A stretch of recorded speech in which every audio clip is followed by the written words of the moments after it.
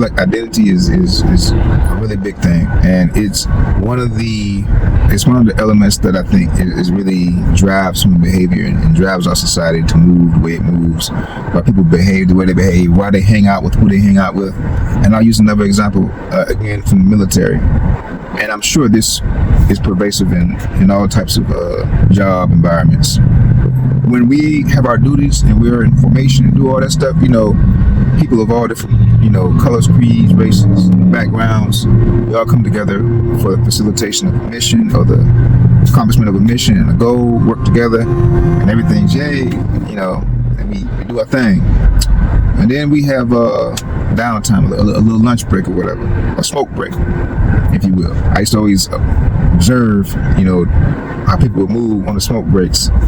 And one thing I noticed is that you would see people of this color go over there, but you see people of that color go over there, and then you see people of another color go over there. Now, looking at the optics of it, you think, oh, this is some unspoken segregation. You think, oh, they just is racist. Everybody's racist against each other. They go into their own. But in reality, it's not necessarily racism.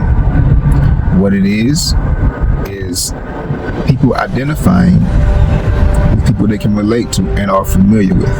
If you're white and you grew up in an all-white town, or you grew up mostly around white people, you're not going to be as familiar with black culture or black customs or how to speak or what's right to say, what's wrong to say. Vice versa. A black person's not going to be as comfortable around a group of white people, not to be antisocial, but if you have an opportunity to converse with individuals in your downtime, you're probably going to choose the people who you're most familiar with because it's the most comfortable. You don't have to go through all the social awkwardness of trying to figure out what's right to say, what's wrong to say, what's appropriate, what's inappropriate. You don't have to think about any of that. You kind of already have an understanding on, the culture. So you gravitate towards people who look like you or who are familiar with you, who identify with the same things that you identify with. And that goes for any, we're not just whites and blacks, Hispanics, Asians, like everybody does it. And that's just a testament that we're all the same. We're all people. We all do the same things. It's just the filter or the lens of identity makes it seem separate, but we all do the same things for most of the same reasons. I'm not saying everybody's, identical. There's definitely differences. But like I said before, I feel like we're more alike in a lot of ways than we are different.